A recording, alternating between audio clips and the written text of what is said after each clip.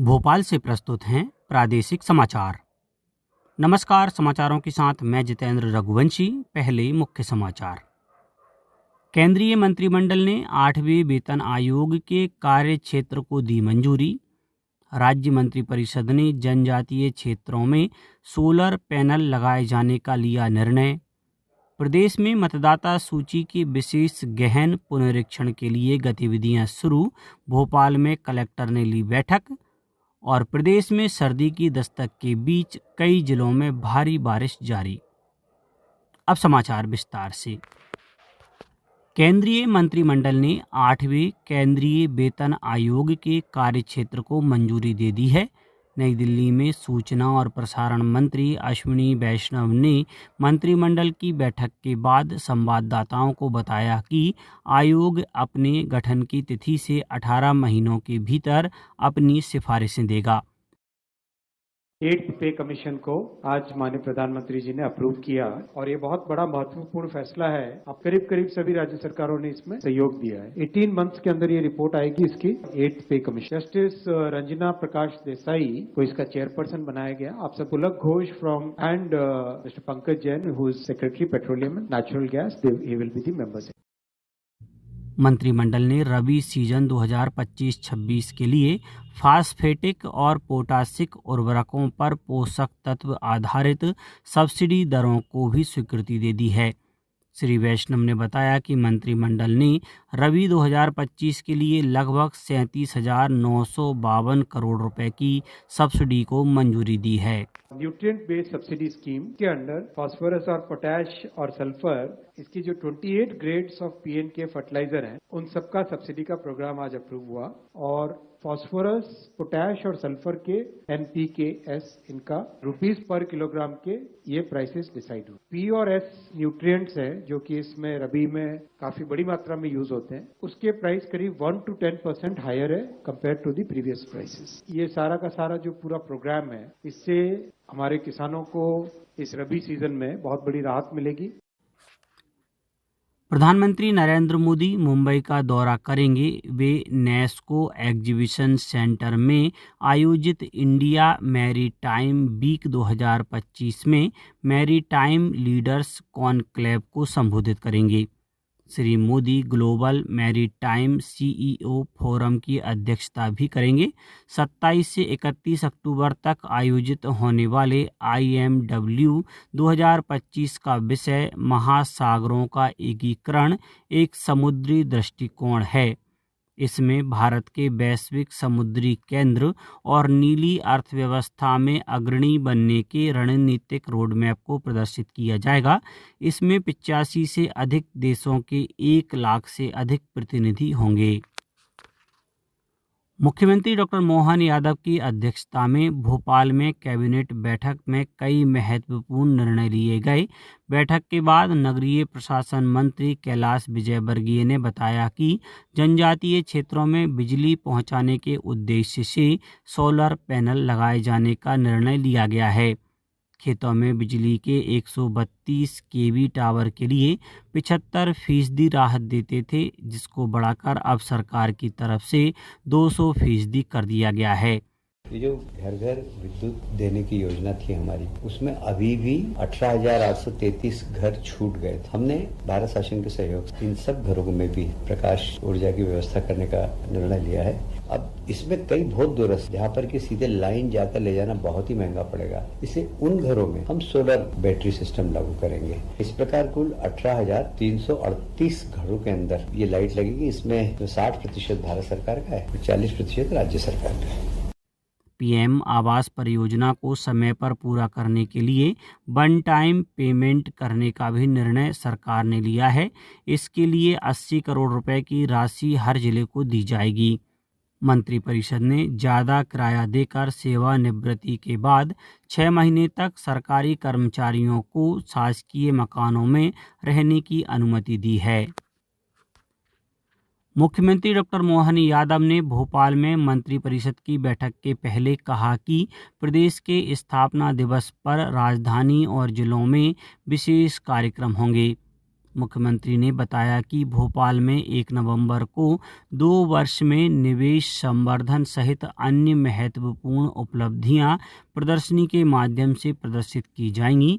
वहीं global investors summit में प्राप्त निवेश से अर्जित उपलब्धियों की जानकारी भी दी जाएगी। डिजिटल सेवाओं, मध्य प्रदेश ई सेवा और इन्वेस्ट MP 3.0 पोर्टल का लोकार्पण भी होगा।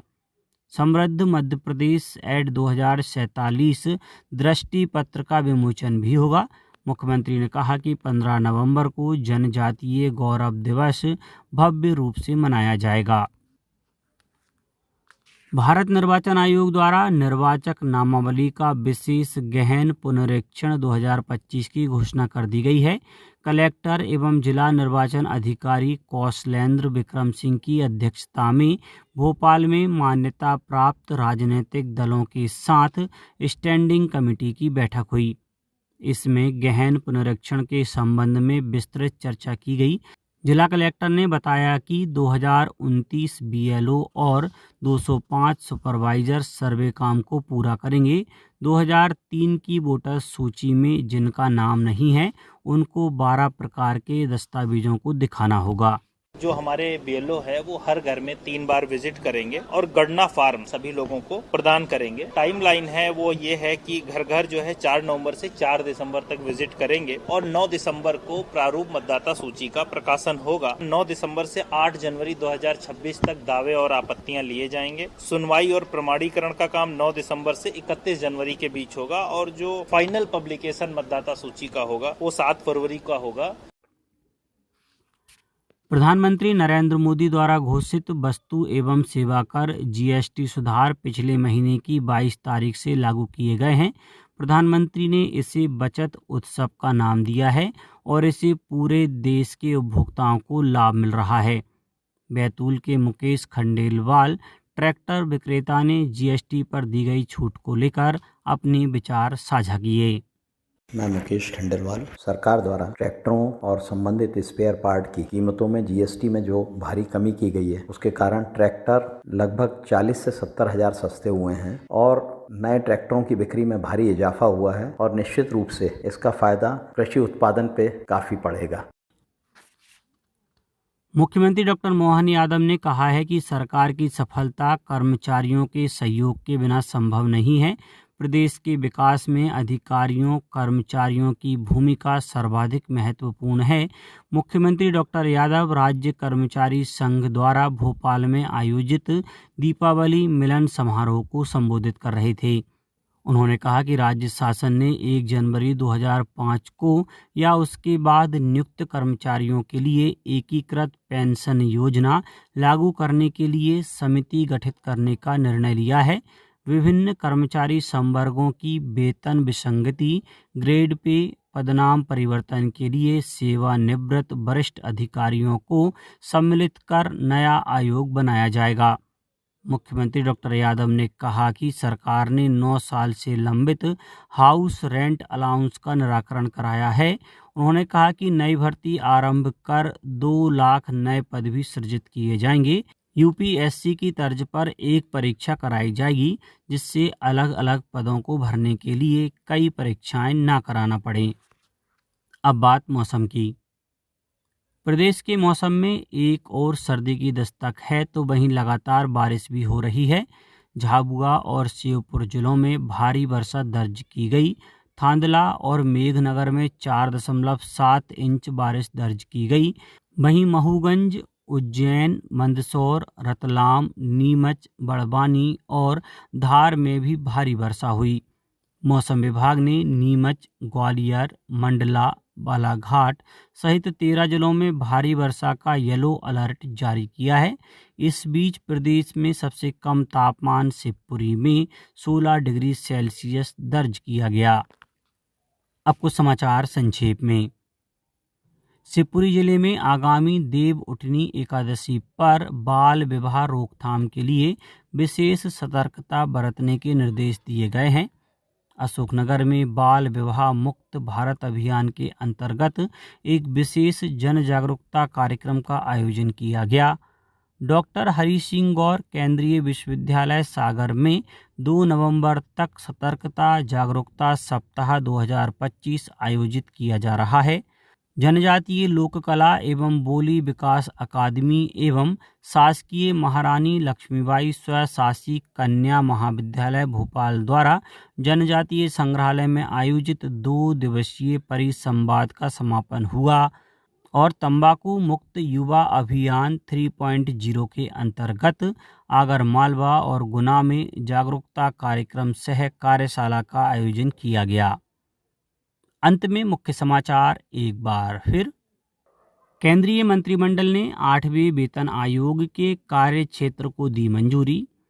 राज्य मंत्रिपरिषद ने जनजातीय क्षेत्रों में सोलर पैनल लगाए जाने का लिया निर्णय। प्रदेश में मतदाता सूची के विशेष गहन पुनरीक्षण के लिए गतिविधियां शुरू, भोपाल में कलेक्टर ने ली बैठक। और प्रदेश में सर्दी की दस्तक के बीच कई जिलों में भारी बारिश जारी। आज के इस बुलेटिन में बस इतना ही। नमस्कार।